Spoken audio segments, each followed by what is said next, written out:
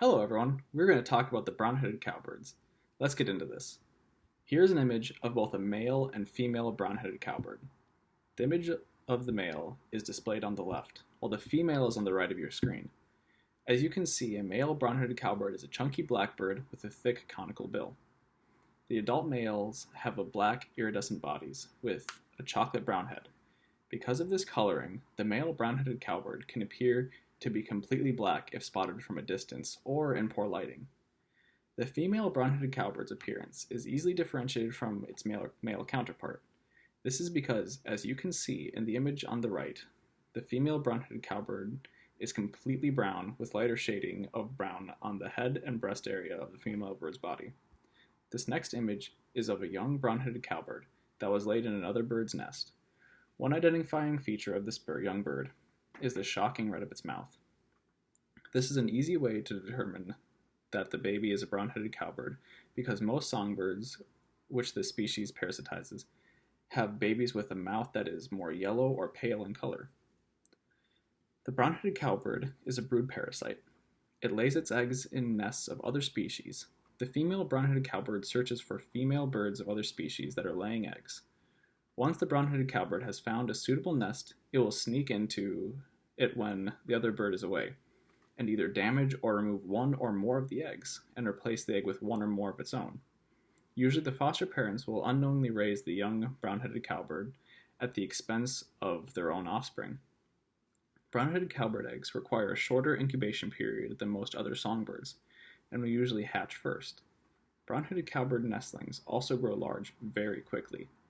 These features allow them to monopolize their food from their foster parents, which usually results in reduced nesting success of the host species. This bird species is native to the United States and prefers open grasslands as well as agricultural, urban, and suburban habitats where grain or cattle-disturbed soil are abundant. Historically, the brown-headed cowbirds were nomadic and followed herds of bison, eating insects kicked up by the animal's hooves. However, it is unknown why they developed their unique breeding strategy. A plausible explanation could be that the brown-headed cowbirds could not invest the time in raising their young because they needed the flexibility to move frequently with the herds of bison. Or perhaps this is an egg before the chicken situation, in which their breeding habit already existed, and this is why they first began this foraging strategy, because they already possessed the freedom to follow the herds. The expansion of agricultural areas, as well as the removal of forests, has benefited the brown-headed cowbird greatly. It has provided more of their preferred habitat and given them access to a host of species that have yet to develop defensive strategies against nest parasitism.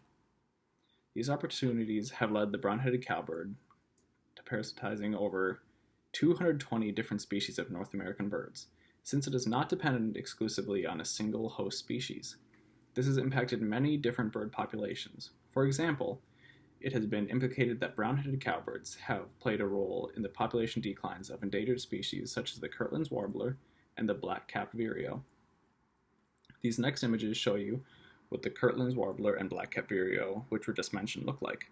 The black-capped vireo is the image on the right, while the Kirtland's warbler is the image on the left. Despite the brown-headed cowbird's harmful parasitic behavior, it is native to the United States and therefore is protected by the Migratory Bird Treaty Act. This piece of legislation means that in most cases it is illegal to use lethal methods of control without a permit in the United States. This includes the removal of brown-headed cowbird eggs from the nests of other species. There are special circumstances in which lethal methods and trapping can be used. The conditions that need to be met in order for the action to be legal are outlined in the Migratory Bird Treaty Act. In some states, like Michigan and Texas, permits can be obtained that give you the ability to trap brown-headed cowbirds in order to protect endangered species, such as the Kirtland's warbler, golden-cheeked warbler, and the black-capped vireo.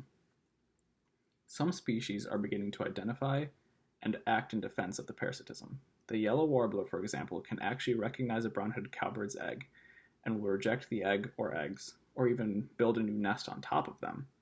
Other species have accepted their eggs as a defensive strategy to avoid total destruction of their nests as punishment from the brown-headed cowbirds for rejecting their eggs, because if they see them reject the eggs, they'll sometimes destroy the nest. Due to the fact that brown-headed cowbirds thrive in more open areas and the increased removal of forests and creation of large agricultural areas throughout the United States, this species is spreading into areas in which would normally not be present. With this exposure to new environments, the bird species native to the area are at a disadvantage, as they have never experienced the brown-headed cowbird's unusual parasitic behavior. Thus, they have no way of defending their nests or otherwise dealing with the parasitism. While this is an issue in the newer environments, they continue to detrimentally impact other species in the areas that the brown-headed cowbirds tended to live.